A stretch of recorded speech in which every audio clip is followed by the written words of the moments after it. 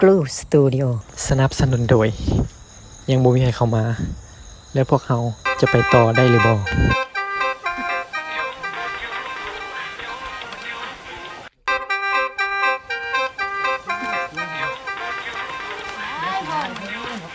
เท่าว่านี่ใบก็แห้ง ไปก็ซอยก็เซลเบิด เป็นเครืออยู่บ่นี่ฟ้าฝนลม เป็นเครืออยู่ ซ บ่ อย นี่ เซลเบิดได้ขายอยู่บ่พอมึงคนละปุ๊บนี่ นี่ว่านี่ล่ะนี่จะขายอยู่บ่นี่ก็เป็นจังซี่วะเงินก็แห้งบ่มีแห้งมาเจอปัญหาแบบนี้โอ้ยตายแล้ว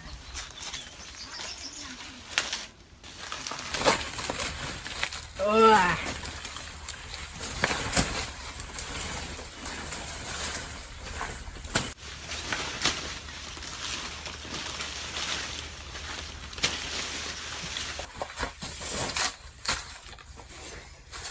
อ้เหนื่อยเนาะ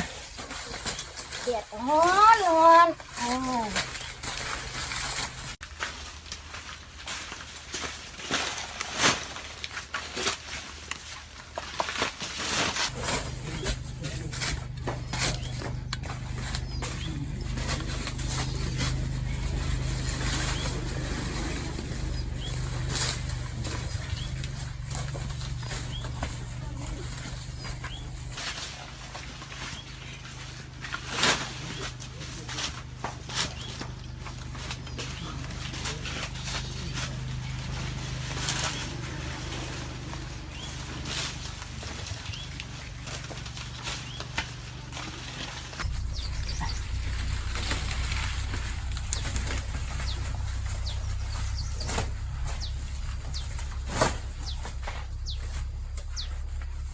เช้าก็บอกว่ามึงจะให้พ่อกินน้ำอยู่ บ่ไหวแล้วนี่ เที่ยงนะ โอ้เดี๋ยวสิฮอแท้มื้อนี้ เดือดมันฮอนไป ไปมา พักผ่อนกินน้ำเลี้ยง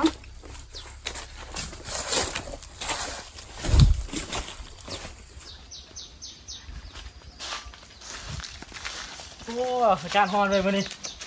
คิด ฮ ลึก อนน้ำมือนี้เนาะเนาะ เกือบกะข้าว Oh no ตายละ เรียกกินน้ำกินไหนดีเดือด ปวดไปทั้งที่ไหนละเกือบขาดเนี่ยเขามาลักโอ้ยนี่ ฮอนเนาะเท้าเนาะ ฮอนไหลวันนี้ฮอนไหลให้เลิกแดดนี่ เฮ็ดจังได้เฮาบักกล้วยเฮานี่คือว่าบ่เป็นมากเป็นผลเป็นก็เป็นด้ามน้อยแต่ว่าเป็นก็บ่ได้ขายโควิดก็มาเฮาสิเฮ็ดจังได้เฮาสิบ่ได้ซอกยืมเงินมาเฮ็ดหัวเฮ็ดสวนใหม่บ่เท่า ไปกับหูแล้วใช้จังใดนี่นะกล้วยก็เป็นหัวซ้ำนั่นล่ะ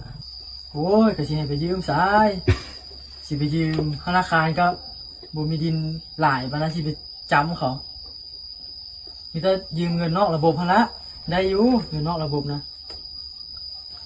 ถ้าเท่าสิไปยืมสายเงินนอกระบบ ก็มีอยู่เสี่ยวข่อยไงนะสิไปยืมน้ำมันดอกมันก็จะให้ยืมอยู่ที่เป็นเสี่ยวกัน เอาแนวนั้นก็ได้ถ้าคิดว่าเฮาสิได้เงินมาลงทุนเฮ็ดหัวเฮ็ดสวนใหม่ ก็สิได้เอาแนวนั้นแหละเป็นอย่างไรสันหาบ่มีเด้ แนวนั้นล่ะ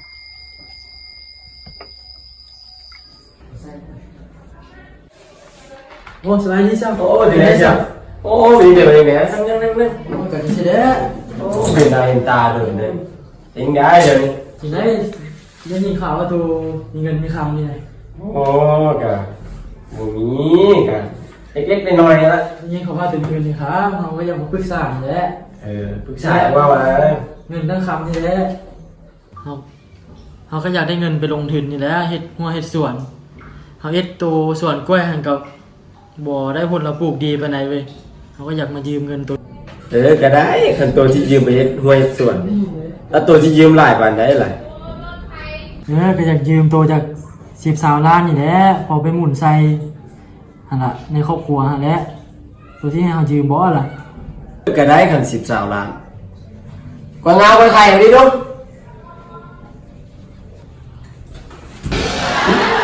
หน้าห้องคนตาแก่งมีเงินวะสมบูรณ์เอาเงินมาจาก20 ล้านเนาะสมบูรณ์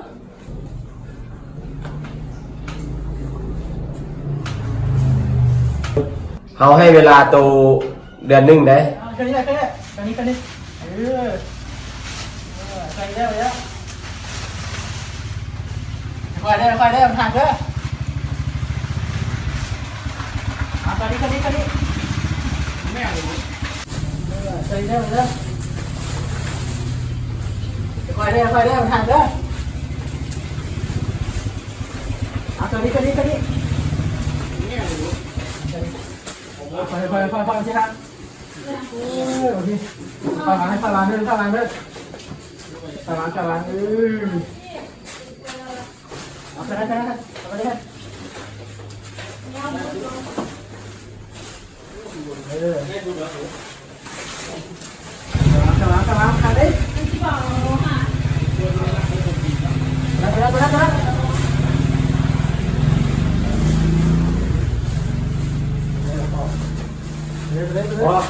ไปค่อยอย่าทำห้อย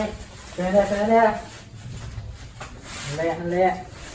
ไปวางเลยเสียราคาเลย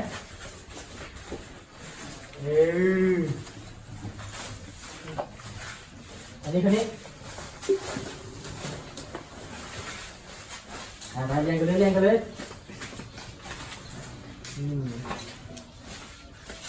ตัวนั้นนะนี่ไปวางเลยราคาแพงเลยหักไปเลยนะ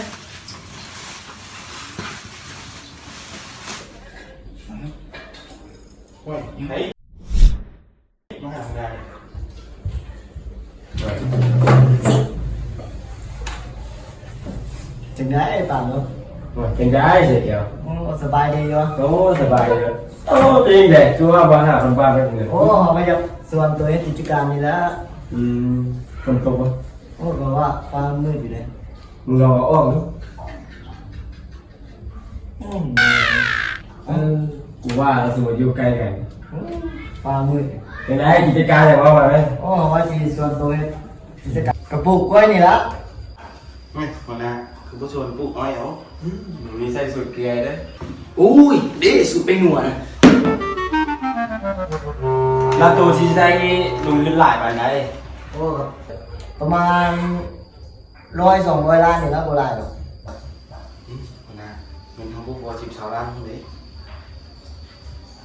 ขอยากเสียกูมันเอามาทุ่งอยู่แล้วโอเคตกลง อีก2-3 เดือนเฮาสิมาเอาน้ำ น้ำสุดหนึ่ง โอเคได้ น้ำทุกแค่น้ำ ได้มา บอกว่าน้ำซื้อส่วนตรงนี้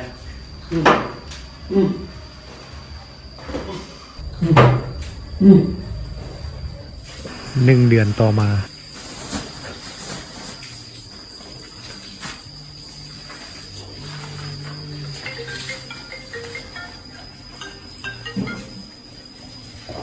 ฮัลโหลเจ้าสบายดี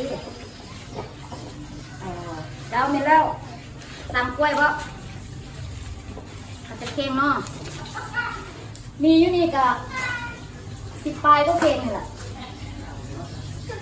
4-5 เค็งบ่เจ้าเดี๋ยวสิเอาไปส่งเด้อขอบใจอะไรเจ้าจะได้เขากล้วยเขานี่ก็มีคนสั่งหลายเลยเด้เขาที่ก็ได้เอาเงินขายกล้วยนี่ไปใส่เสี่ยวจ้ะบ่ โอ้ยบ่ใส่ก็ได้มันมีเงินหลายแล้วมันเป็นป่าแล้วเดี๋ยวมันรวยเยอะแล้วบ่เข้าไปใส่มันต้องซื้อนายบ่เข้าไปใส่มันซะ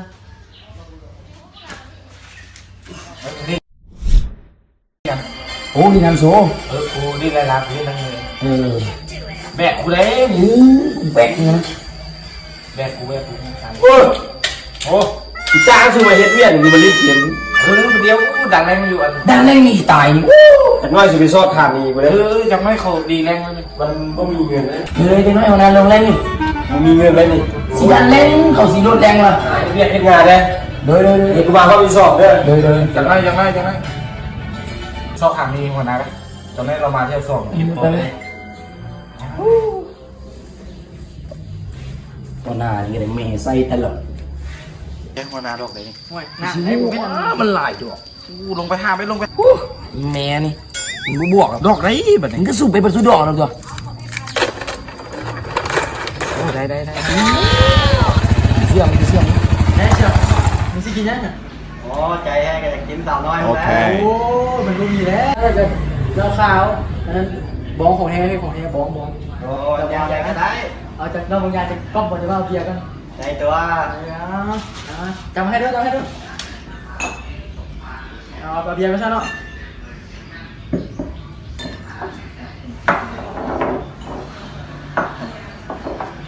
ของแท้กาจนโลกนะพอไปโดนนะ บอกผมกินว่า โอ้มึงเขียวว่าแค้น เจ้ากินท่าเลยไปนี่ไปนั่นนะ แล้วดิไปใส่มือ ฮัลโหลไม่เมียงบ่ซื้อเลขเด้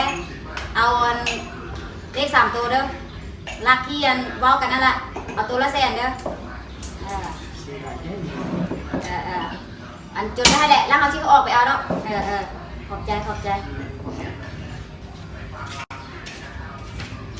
เอานี่ก่อนครับแล้วค่อยเอาสาวน้อยนะเชียว ใจตัว เอาข้าวกินเย็นเดี๋ยวมึงให้มันเจ้าบุกินสิฮะ เย็นมาเก็บคอ เจ้าก็กินเลขคะแนนเจ้านะไม่ต้องกินนะเบียร์ไปเลยนะเอา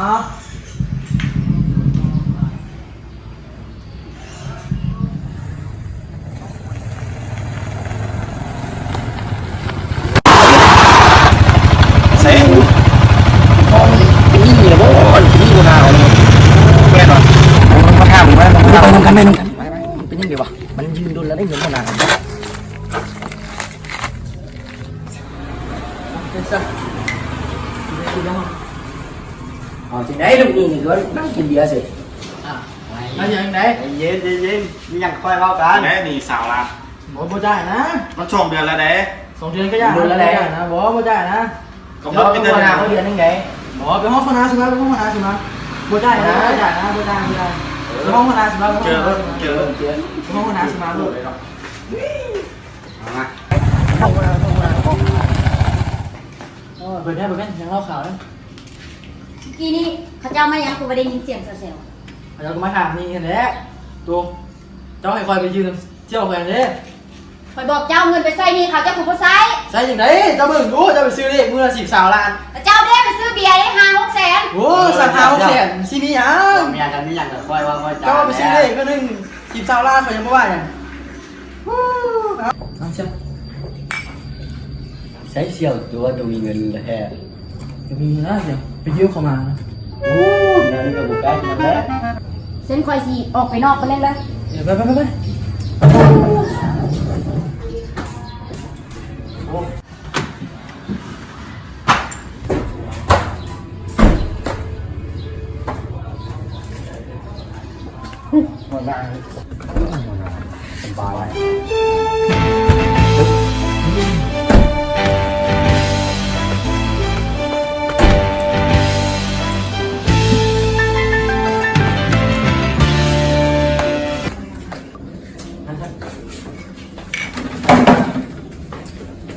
ยังได้นะครับ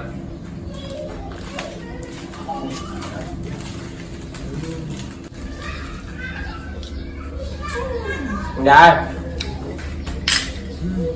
เบื่อเชียวยังได้นี่ ได้ เมื่อไหร่จะสายมีแล้วเดี๋ยว โอ้ตอนนี้ยังมีแล้วตอนนี้ เว้นเด็กกูว้าวอยู่เพราะมึงงั้นกินเบียร์เฉย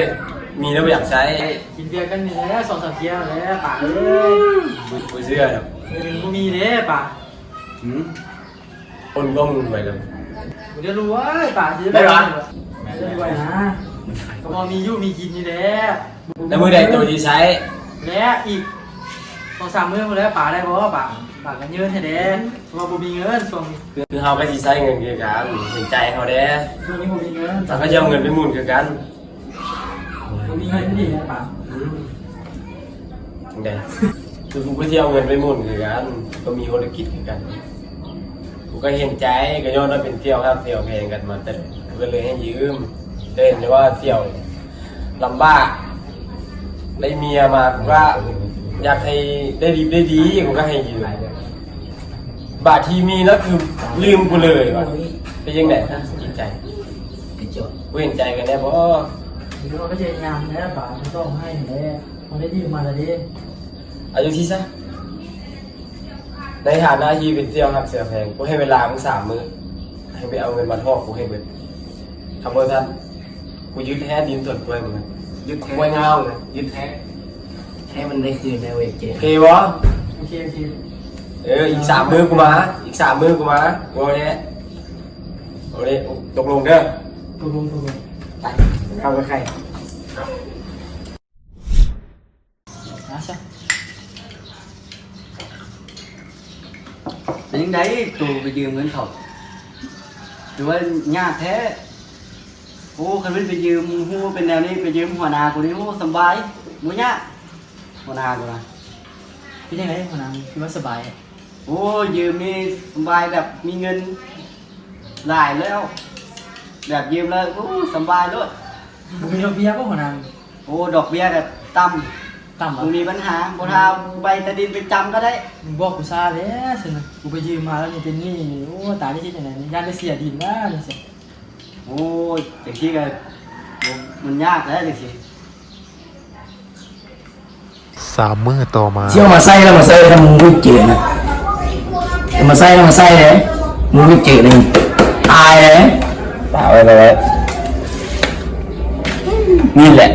เหตุผลของทูบอยากไฟหนีนะทูบเห็นใจคนอื่น แม่บ้านมี เวลาทูมีแล้วทูไปจ่ายฟุ่มเฟือยบูเห็นใจคนอื่น นี่แหละปัญหาของสังคมมีหนี่เราอยากใส่เห็นว่าให้ยืมง่ายก็อยากใส่ยากนี่แหละ หมู่คู่แต่ละคนนี่ทีมกันเบิดกันย้อนยืมหนี่ยืมสินนี่แหละผิดกันเสมอนี่กันย้อนยืมเงินกัน เงินมันบ่เข้าใครออกใครหรอก เขาก็มีกระบายแต่ดีในร่างให้ตัวเขาก็เลือกเสียหมู่เสียคู่ให้ฮักแพงกันคือเก้าหันแล้วไม่อย่างกันนะให้เบิ่งกันคือเก้าหันแล้วเดี๋ยวเขาทำมีเงินเขาก็สิไปขอเอาใบตาดินของเขานี่คืน คำว่ายืมเงินแล้วบ่ใส่มีอยู่ทั่วไปขาดทุกอย่างมิตรภาพและความซื่อสัตย์